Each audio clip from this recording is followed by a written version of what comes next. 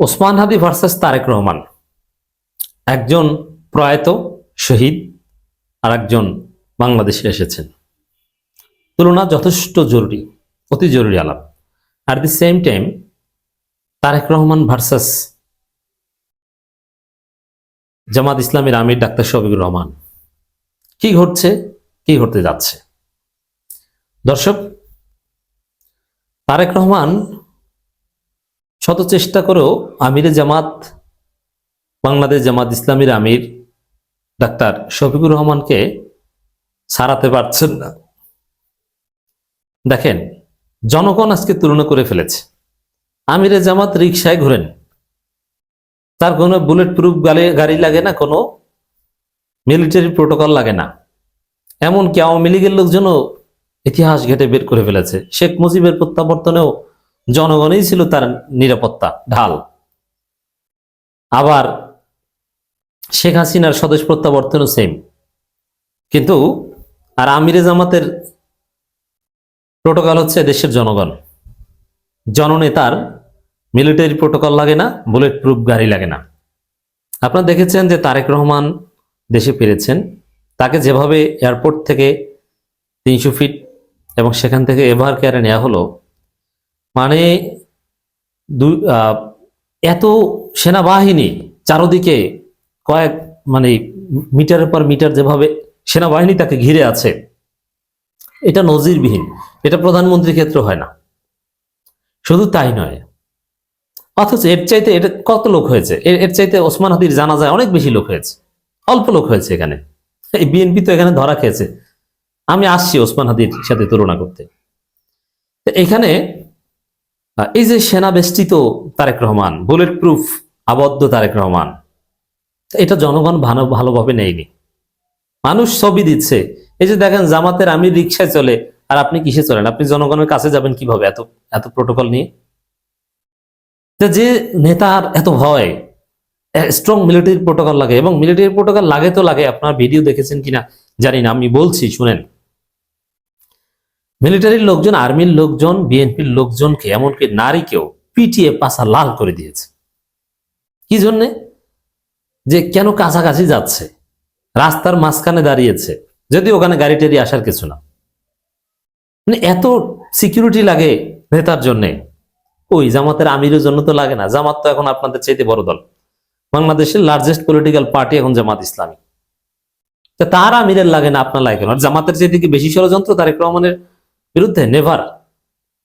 জামাত বাংলাদেশে অলওয়েজ হত্যাযোগ্য, এবং তাদেরকে হত্যা করা তো দীর্ঘদিন জায়েজ ছিল। তো এই জায়গাটা, এই প্রোটোকল জনগণের সাথে মেশা, এই জায়গাটায় তারেক রহমান অনেক পিছিয়ে পড়লেন ডাক্তার শফিকুর রহমানের চাইতে। মানুষ এই বুলেট প্রুফ কল্লা জাগানো নেতা বা এইরকম মিলিটারি বেষ্টিত নেতা, যেখানে যাবে পুরো শহর অচল হয়ে যাবে, তার নিরাপত্তা নিশ্চিতের জন্য মানুষ এদেরকে চায় না, এই ভেজালে পড়তে চায় না। আমার দেশের রিপোর্ট, প্রবাসীদের মধ্যে মিশ্র প্রতিক্রিয়া তারেক রহমানের স্বদেশ প্রত্যাবর্তনে। তাদেরকে তাদের লাগেজ এবং যে মালামাল কার্টুন নিয়ে আসে, এগুলো নিয়ে হেঁটে যেতে হয়েছে, মাথায় করে নিয়ে যেতে হয়েছে, গাড়ি ঘোড়া নেই। কেন?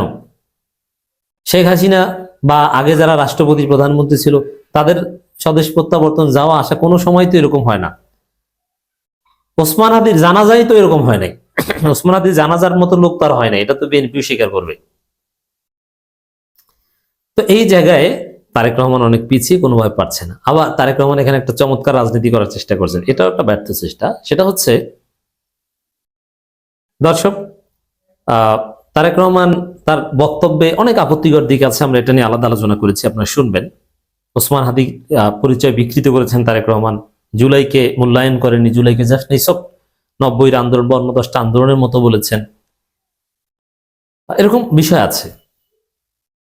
আবার আই হ্যাভ এ প্ল্যান, যেটা একজন গণতান্ত্রিক নেতার কথা হতে পারে না, সেই কথা বলেছেন। এর সাথে একটা কথা বলেছেন যে যারাই ক্ষমতায় আসুক, তো যারাই ক্ষমতায় আসবে সেখানে বিএনপির নামটা ঠিক মতো নিতে পারছেন না। সেখানে আল্লাহ রাসূল সাল্লাল্লাহু আলাইহি ওয়াসাল্লামের যে ন্যায়পরায়ণতার নীতি, সেটা অনুসরণ করে আমরা দেশ চালাবো, এরকম একটা কথা বলেছেন। রাসূল সাল্লাল্লাহু আলাইহি ওয়াসাল্লামের ন্যায়পরায়ণতার নীতি অনুসরণ করে দেশ চালাবো, এবং ইসলামিক সিম্বল বা ইসলামিক পরিভাষা অনেক ব্যবহার করেছেন। এটা হচ্ছে জামাতের সাথে একটা প্রতিযোগিতা চেষ্টা। বোঝানোর চেষ্টা করছেন যে জামাত ইসলাম আর আমরা ইসলাম না, তা না। আমরা রাসূল সাল্লাল্লাহু আলাইহি ওয়াসাল্লামের আদর্শ অনুসরণ করি, রাসূল সাল্লাল্লাহু আলাইহি ওয়াসাল্লামের ন্যায়পরায়ণতার নীতি অনুসরণ করি। এখন এইটা জামাত চরমনের সাথে এইসব কথা বলে পারা যাবে না। কেন পারা যাবে না?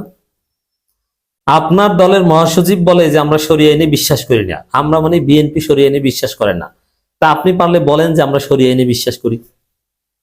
আর রাসূল সাল্লাল্লাহু আলাইহি ওয়াসাল্লামের ন্যায়পরায়ণতার নীতি কি, এই ব্যাখ্যা করলেই তো তারেক রহমান ব্যবচাকা খেয়ে যাবে।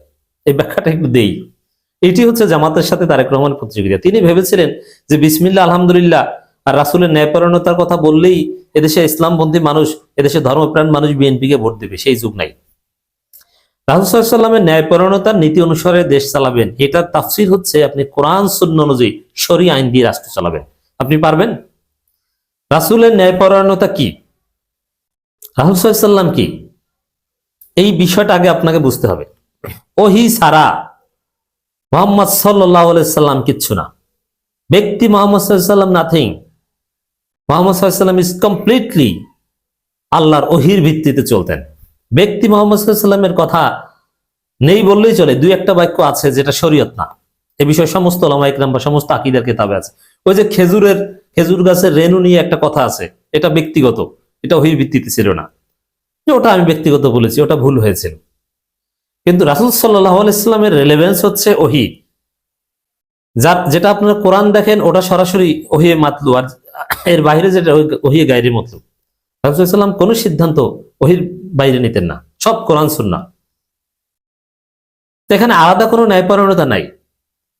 আপনি রাসূল সাল্লাল্লাহু আলাইহি সাল্লামকে কোরআন সুন্নাহ, ইসলামী রাজনীতি, ইসলামী হুকুমত, শরীআ আইন এ থেকে আলাদা করতে পারবেন না। রাসূলের ন্যায়পরায়ণতা মানে হচ্ছে চুরি করলে হাত কাটতে হবে এই বিধান কার্যকর করা। এটা হচ্ছে রাসূলের ন্যায়পরায়ণতা। আমি যে ব্যাখ্যা দিলাম, পৃথিবীর কোন আলেমের শক্তি নেই ব্যাখ্যা পরিবর্তন করার।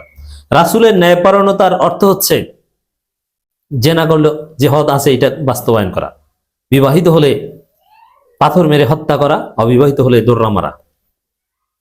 হ্যাঁ, একটা পর্যায়ে বা একটা প্রক্রিয়া করতে হবে, রাতারাতি চাপিয়ে দিতে হবে এটা না। কিন্তু আপনাকে এই রাসূলের ন্যায়পরায়ণতার কথা বলে এইটা মানতে হবে। এটা পারবে? তাহলে এই যে রাসূল সাল্লাল্লাহু আলাইহি ওয়াসাল্লামের নীতি, এটা কি? এটা হচ্ছে যে ওই সাধারণ ধর্মপ্রাণ মানুষকে ব্ল্যাকমেইল করার জন্য বলেছে। আসলে রাসূলের ন্যায়পরায়ণতার রাজনীতির সাথে বিএনপির কোনো সম্পর্ক নেই। রাসূলের ন্যায়পরায়ণতার রাজনীতি হচ্ছে সরাসরি ধর্মভিত্তিক, কোরআন সুন্নাহ ভিত্তিক রাজনীতি। এই জায়গায় জামাত চরমনাইরও ঘাটতি আছে গণতন্ত্রের কারণে। ঘাটতি থাকলেও দে আর ক্লোজ টু রাসূল সাল্লাল্লাহু আলাইহি ওয়াসাল্লামের পলিটিক্স, কিন্তু বিএনপি মোটেই না। এটা জনগণকে বুঝতে হবে।